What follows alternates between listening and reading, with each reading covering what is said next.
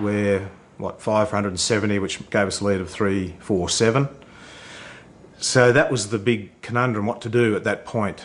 Do we call off the jam there and have a crack at them? Do we bat for half an hour, try and bat them out of the game, and then we can sort of maintain an attacking field for the remainder of the day? I convinced or rather reluctant Alan at that stage to close the innings at the end of that day, because Alan's natural attitude would have been to go on. Alan was pretty cautious, understandably, because we hadn't won a lot of Test matches, and we'd been struggling. We know this wicket is starting to spin. We know it's got to break up sometime. The odds are all in our favour. If we're going to win this match, we've got to come forward and say we want to win the match, and the way to do that is to close. So that was a pretty positive move and a change in a different direction from trying to save a Test match to actually trying to win one.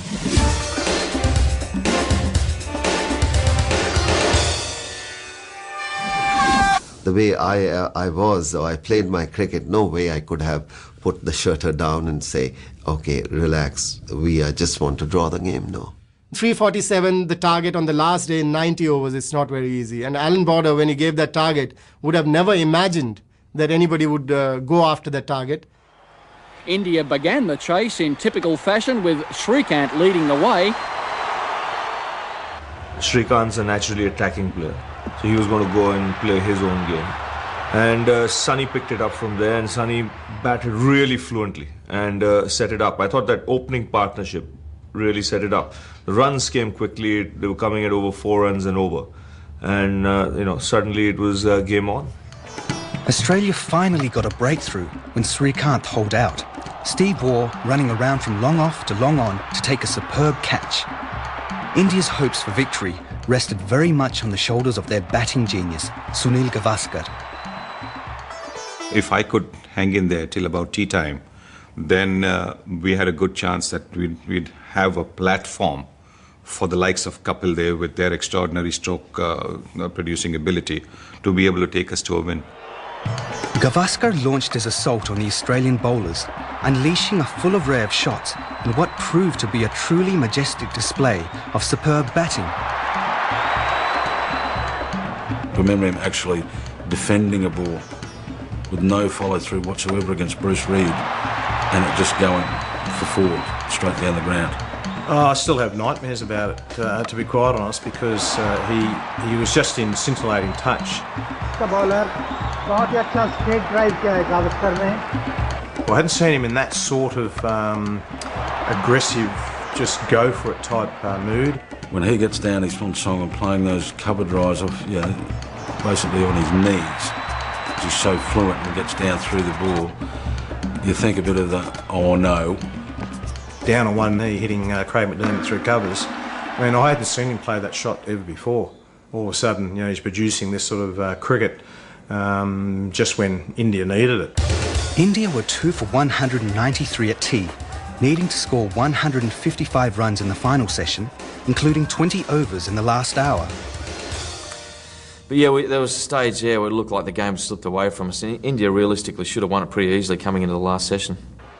At 90, Gavaskar miscued from Bright and was caught by Dean Jones in the covers. This was just the break the weary Australians needed to get themselves back into the match.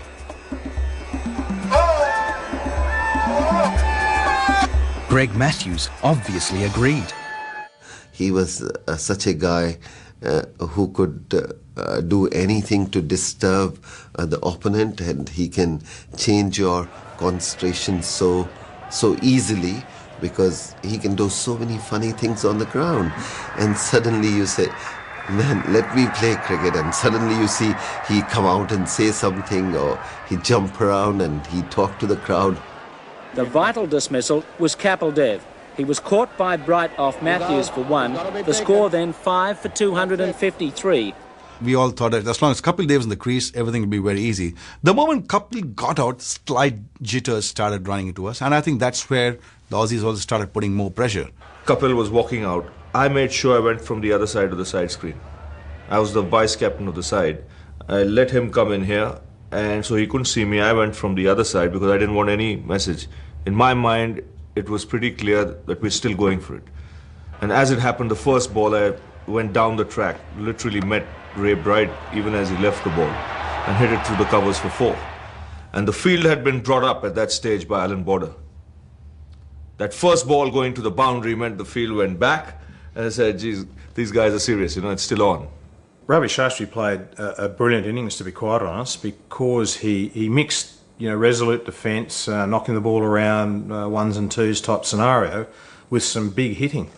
And Ravi was a massive hitter of the ball. I mean, when he hit a 6, it used to disappear, halfway up into the stands. You had to attack early on because we were still behind the 8 ball at that stage. You needed someone to go. And I remember hitting a couple of boundaries and a couple of big 6s of Craig Matthews, and which went into the crowd. And the game was set then. You knew you didn't have to do anything silly, and you would win this game. Needing to average 6 runs and over, Ravi Shastri maintained India's victory charge, hitting Matthews into the stand.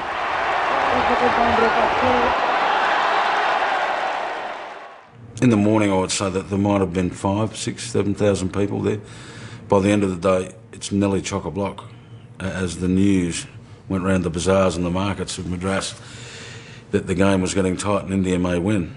Ravi Shastri used that strength of the crowd and the support of the Indian people that came in that afternoon, and I've never seen anything like it at a cricket match. You see it more so at a tennis match or a footy game or something like that, but he was remonstrating to them to lift them more and more, and the noise got louder and louder and louder, and that sort of intensified our nervousness. The gallery is in absolute rapture.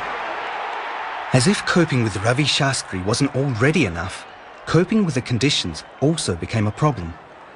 Ray Bright and Greg Matthews were obviously pivotal players for the last day, but Ray had sort of had a cumulative effect over the 4 days of cricket. Bowling on the last day, he became disorientated and very dehydrated and crook, and basically had to leave the ground. It was a long day, and I thought I just wasn't switched on, and I thought maybe there might be someone out there that might be a little bit more alert, feeling a bit better than I was, that might be able to do a job, because I was getting a bit tight in that situation. I thought I just needed to go off for a little while to refocus.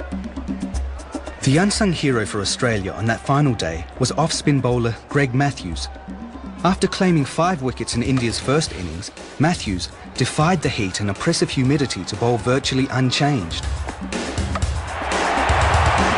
Greg Matthews was very, very strong mentally, and amazing, the whole day he kept bowling in that heat with the cap on.